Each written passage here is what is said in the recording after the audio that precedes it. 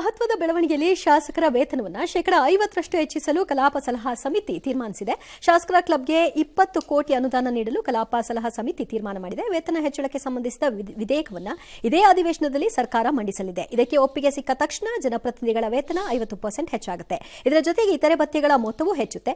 ಕಳೆದ ಅಧಿವೇಶನದಲ್ಲಿ ಶಾಸಕರ ವೇತನ ಹೆಚ್ಚಳ ಮಾಡುವಂತೆ ವಿಪಕ್ಷ ಉಪನಾಯಕ ಅರವಿಂದ್ ಬೆಲ್ಲದ್ ಪ್ರಸ್ತಾಪ ಮಾಡಿದರು. ಅಂದಹಾಗೆ ನಾಳೆಯಿಂದ ವಿಧಾನಸಭೆಯ ಲಾಂಚ್ನಲ್ಲಿ ಶಾಸಕರಿಗೆ 17 ಆರಾಮ ಆಸನಗಳ ಸೌಲಭ್ಯ ಸಿಗುತ್ತೆ. ದಿನಕ್ಕೆ ₹1,200 ಬಾಡಿಗೆ ಪ್ರಕಾರ 15 ರೆಕ್ಲೈನರ್ ಮತ್ತು ಒಂದಕ್ಕೆ ₹10,000 ಬಾಡಿಗೆ ಪ್ರಕಾರ 2 ಮಸಾಜ್ ಚೇರ್ಗಳನ್ನು ವಿಧಾನಸಭೆ ಸಚಿವಾಲಯ ಅಳವಡಿಸಿದೆ. 15 ದಿನದಲ್ಲಿ ಇದಕ್ಕೆ ಅಂತ 5.70 ಲಕ್ಷ ಖರ್ಚಾಗುತ್ತೆ.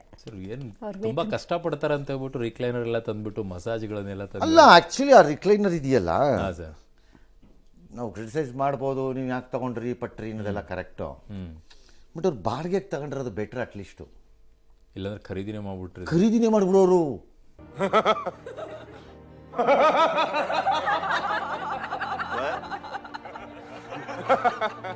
ಅಂತ ದುಷ್ಟರು ಇವರು. ಅದು ಆ ಕಾದರ್ಗೆ MLA ಬೇಕೋ ಬೇಡವೋ ಅದನ್ನ ಖರೀದಿ ಮಾಡೋ ಆಫೀಸರ್ಗೆ ಬೇಕಾಗಿರೋದು. ಅವ್ರು ಲಟಕ್ ಅಂತ ಖರೀದಿ ಮಾಡಿ ಹೌಸ್ ಮುಗಿದ ತಕ್ಷಣ ಎಲ್ಲ ಮುರಿದೋಗ್ಬಿಟ್ಟಿದೆ. ನೆಕ್ಸ್ಟ್ ಸೆಷನ್ಗೆ ಹೊಸದು. ಅಯ್ಯೋ, ಸುರೇಶ್ ಕುಮಾರ್ದು ಆಗಿರ್ಲಿಲ್ವಾ ಗಲಾಟೆ? ಅವ್ರ ಮನೆಯಲ್ಲಿ ಕರ್ಟನ್ನು ಟಚ್ ಮಾಡಿದೆ, ಇದು ಟಚ್ ಮಾಡಿದೆ, ಕುರ್ಚಿನೂ ಟಚ್ ಮಾಡಿದೆ, ಎಲ್ಲ ಮಾಡಿದೀವಿ ಅಂತ ಬಿಲ್ ಮಾಡಿ ಕಳಿಸಿರ್ಲಿಲ್ವಾ ಗೋವಿಂದ ಕಾರಜೋಳರಿಗೆ? ಹೌದು. ಸುರೇಶ್ ಕುಮಾರ್ ಕಾಗದ ಬರ್ದಿರ್ಲಿಲ್ವಾ? ನನಗೆ ಗೊತ್ತೇ ಇರಲಿಲ್ಲ ಯಾವುದು ಅಂತ. ಸೇಮ್ ಹಂಗಾಗಿ ಇದು ಬೆಟ್ರು. ಇದು ಬೆಟ್ರು. Number 2 recliner. ಅವ್ರ ಮಲಿಕಬೋದಾ ಬೇಡವಾ? ಅಲ್ಕಳ್ಳಿ ಬಿಡ್ರಿ.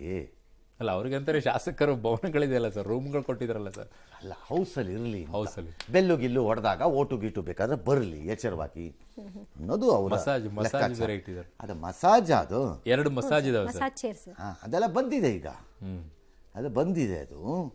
ಹಂಗಾಗಿ ಅವ್ರು ಅದನ್ನ ಇಟ್ಕೊಂಡಿದ್ದಾರೆ. ಅರವಿಂದ್ ಬೆಲ್ಲದ್ದು ಸ್ಯಾಲರಿ ರೈಸ್ಗೆ ಕೇಳಿದ್ರೆ 50% ಆಗಿ.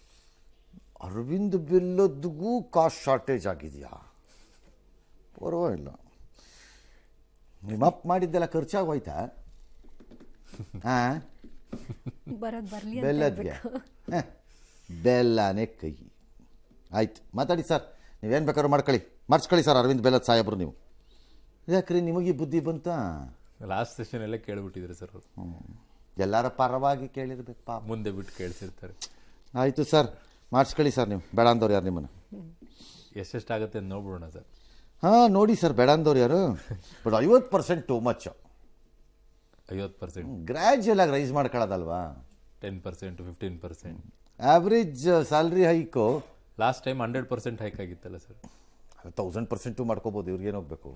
ಯಾರು ಹೋಗೋದು ಯಾರು? ಆಯಿತು, ಮಾಡಲಿ. ಓಕೆ. ಸೊ ವೇತನ 40,000 ಇದೆ ಈಗ ಶಾಸಕರಿಗೆ. ಕ್ಷೇತ್ರ ಭತ್ಯೆ ಅಂತೇಳಿ 60,000 ಕೊಡ್ತಾರೆ. ಪ್ರಯಾಣ ಭತ್ಯೆ ಅಂತ 60,000 ಕೊಡ್ತಾರೆ. ಆಪ್ತ ಸಹಾಯಕರ ವೇತನ 20,000 ಕೊಡ್ತಾರೆ. ಈ ಪ್ರಶ್ನೆ ನಂಗೆ ಕಾಡೋದು ದೂರವಾಣಿ ಭತ್ಯೆ. ಯಾವುದೇ ಕಂಪ್ನಿಗೆ ಹೋದ್ರೆ 20,000 ಬೇಕಾಗೋದಿಲ್ಲ. ಅದು ಕಡಿಮೆಗೆ ಎಷ್ಟು ಬೇಕಾ ಅನ್ಲಿಮಿಟೆಡ್ ಕಾಲ್ಸ್ ಇದೆ. ಅದು ಹಿಂಗೆ 20,000 ಕೊಡ್ತಾರೋ ಗೊತ್ತಿಲ್ಲ. ಅಂಚೆ ವೆಚ್ಚ ಅಂತೆ, ಅಂಚೆಗೆ ಯಾವ್ದು ಹಾಕ್ತಾರೋ 5,000 ಅಂತೆ. ಒಟ್ಟು ಮೊತ್ತ 2,05,000. ಇನ್ನು ಸ್ಪೀಕರ್, ಸಭಾಪತಿ, ಸಿಎಂಗೆಲ್ಲ ಈಗ 75,000 ಇದೆ ವೇತನ. ಕ್ಯಾಬಿನೆಟ್ ದರ್ಜೆ ಸಚಿವರು, ವಿಪಕ್ಷ ನಾಯಕರು, ಉಪಸ್ಪೀಕರ್, ಉಪಸಭಾಪತಿಗೆಲ್ಲ 60,000 ಇದೆ. ರಾಜ್ಯ ದರ್ಜೆ ಸಚಿವರು ಮತ್ತು ಮುಖ್ಯ ಸಚೇತಕರ ವೇತನ 50,000 ಇದೆ. ಇವ್ರು ತಗೊಂಡಿದ್ದಕ್ಕೆ ಟಕ್ಕಂತೆಲ್ಲ ಮಾತಾಡ್ತೀರಿ. 3,674 ಜನ ಕ್ಯಾಬಿನೆಟ್ ದರ್ಜೆ ಪಡ್ಕೊಂಡಿರ್ತಾರೆ ಈ ಸರ್ಕಾರಗಳಲ್ಲಿ. ಕೊಟ್ಬಿಡ್ತಾರೆ ಒಂದೊಂದೊಂದೊಂದು. ಅದೇನೋ ರಾಜ್ಯ ದರ್ಗೆ ಬಿಡೋದ್ರೆ ಅವ್ರಿಗೂ ಎಲ್ಲ ಬರುತ್ತೆ, ಎಲ್ಲರಿಗೂ. ಅದನ್ನ ಯಾರು ಮಾತೇ ಆಡಲ್ಲ. ಇವ್ರು ಬೈಸ್ಕೊತಾ ಇರ್ತಾರೆ, ಶಾಸಕರಷ್ಟು ಬೈಸ್ಕೊತಾ ಇರ್ತಾರೆ ಅಷ್ಟೇ.